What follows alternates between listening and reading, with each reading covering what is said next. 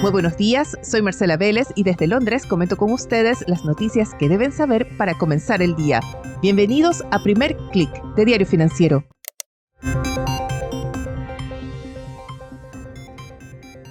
Muy buenos días, es lunes 17 de marzo. Bienvenidos a Primer Click.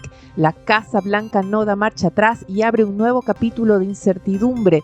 China lanza un plan maestro para estimular el consumo y los bancos centrales están en la mira. Bienvenidos, espero que hayan tenido un buen fin de semana. Vaya que fueron 2 días muy intensos y se desconectaron de las noticias. Los entiendo completamente, hace falta un descanso, pero tuvimos eventos importantes. Por un lado, tuvimos a Estados Unidos abriendo una campaña militar en Yemen. Tenemos anuncios de que Trump va a hablar con Vladimir Putin, pero también tuvimos una deportación de unas 200 personas. Son acusados de ser miembros del Tren de Aragua y fue un acto en el que la Casa Blanca desafió directamente una orden judicial y con ello encendiendo las alertas respecto a qué significa esto en términos de institucionalidad. Pero el mercado tiene la vista, al menos por ahora, en otro evento que sucedió el fin de semana y tiene que ver con Scott Bessent, el secretario del Tesoro. Dejó en claro que la Casa Blanca no está preocupada por la caída reciente del mercado. Consideró que las caídas que hemos visto en el S&P 500, en el Nasdaq, son parte de una sana corrección del mercado bursátil.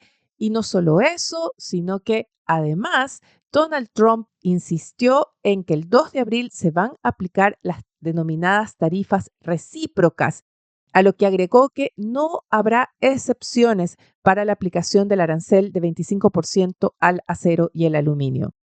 Es decir, la Casa Blanca sigue con su agenda desafiando esas expectativas de que la caída de Wall Street iba ya a comenzar a preocupar a Trump, que fue muy sensible durante su primer gobierno a los índices.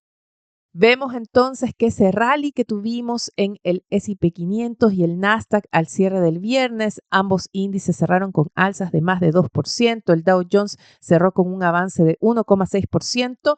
Bueno, esos avances se frenan. El rally es de corta vida. Los futuros de Wall Street están apuntando a una apertura con pérdidas. Se alinean los tres índices con una caída de 0,5% a esta hora. Es distinto lo que pasa en Europa y lo que pasa en Asia. En Europa el stock 600 sube 0,46%. El índice europeo ya acumula un alza de casi 8% en lo que va del año y es una región que se está beneficiando de las expectativas de un aumento de la inversión en defensa, en infraestructura, sobre todo en Alemania. En Asia también tuvimos una sesión positiva, vimos el índice regional subiendo 0,92% y las alzas fueron lideradas por el Nikkei japonés, que subió 0,93%. Hay reportes de que Berkshire Hathaway, la firma de Warren Buffett, está aumentando su participación en las casas de trading japonesas. Esta es una apuesta de hace ya varios años de Buffett y ahora están aumentando su exposición a este mercado. Ya que hablamos de Asia, hagamos un zoom en China, desde donde nos llegan noticias y cifras importantes.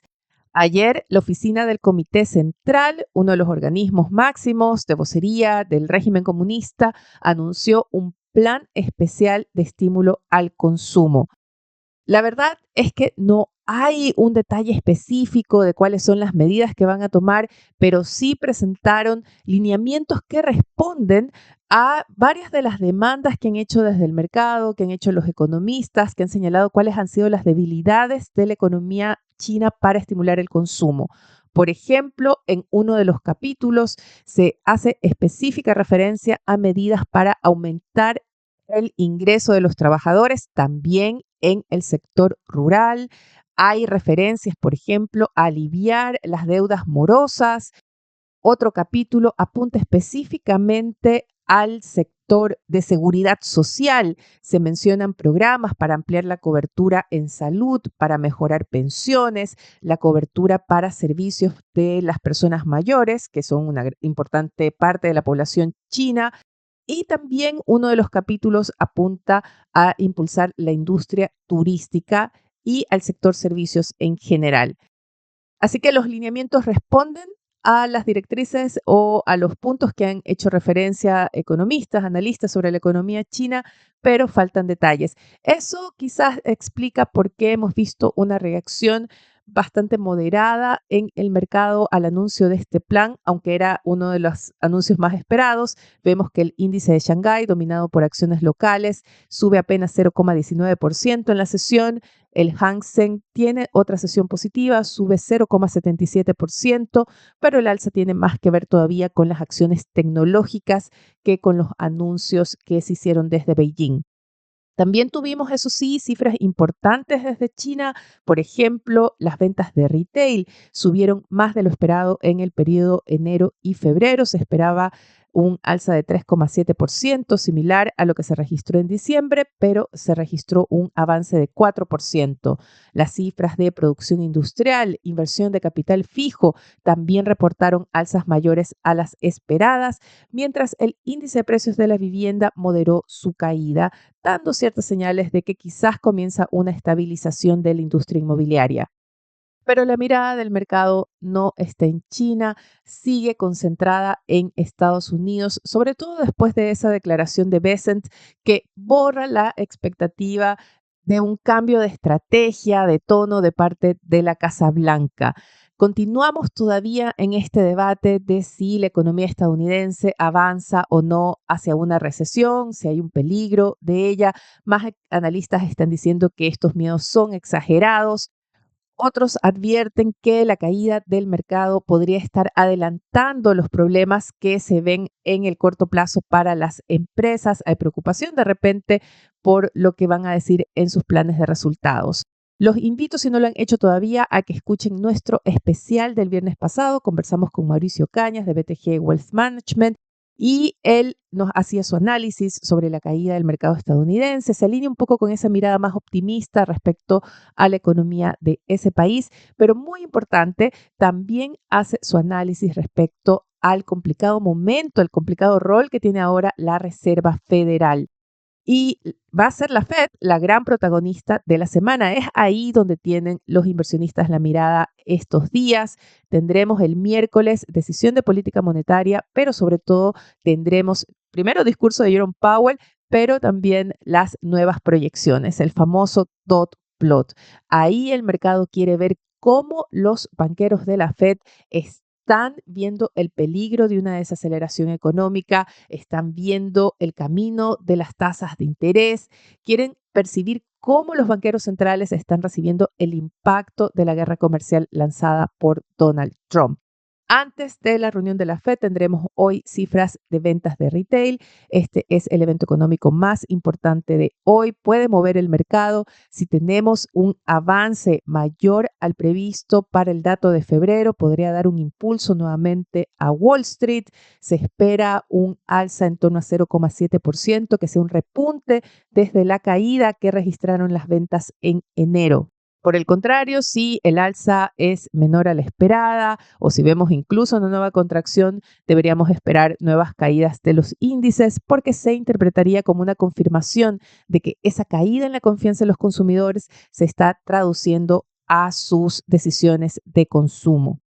Los invito a que vayan a Señal de F en Diario Financiero y lean el primer clic semanal. Ahí presento un análisis de lo que se viene esta semana y va a ser unos días que van a estar dominados por los bancos centrales. No solamente tenemos a la Fed en agenda, tendremos decisión del Banco de Inglaterra, está también el Banco de Japón, el Banco Central de Chile, por supuesto, hacia el fin de la semana tendremos también decisión de política monetaria en Brasil. Pero fuera de los bancos centrales tendremos un evento político en Europa al que el mercado le va a prestar mucha atención. Se trata de la votación en el Bundestag de ese acuerdo entre los demócratas cristianos, los socialdemócratas, al parecer también con los verdes, para aumentar el gasto público en Alemania para cambiar la constitución y elevar el límite de endeudamiento y con esto aprobar un plan masivo de inversión pública, sobre todo en infraestructura, aunque en las negociaciones se han ido metiendo otras áreas también al caldero, hay temas de servicios sociales, etcétera, pero el mercado lo que está atento es a esa aprobación, a ese cambio del límite de la deuda que permita a Alemania gastar más en infraestructura y también en defensa. Es uno de los factores que está detrás de ese optimismo por las acciones europeas, así que va a capturar la atención del mercado. La votación comienza mañana. Antes de despedirme, quiero leer rápidamente algunos titulares. En la portada de Diario Financiero se anuncia que Banchile comienza la gestión para la venta ordenada de los activos de un fondo inmobiliario que entró en liquidación el año pasado. También en la edición digital se recoge la renuncia de Carol Cariola a la presidencia de la Cámara de Diputados. Y hay detalles de la reestructuración en la Sonami que ha movido al tradicional gremio minero. Con esto me despido por ahora. Los invito a que sean actualizados de las noticias del día y más visitando nuestro sitio web de f.cl y de fsud.com con las noticias de negocios de Latinoamérica. Suscríbanse, déjennos sus comentarios, su calificación en cualquiera sea la plataforma que estén escuchando este podcast. Eso nos va a ayudar a crecer. Gracias desde ya. Les deseo que tengan un buen inicio de semana. Nosotros nos reencontramos mañana.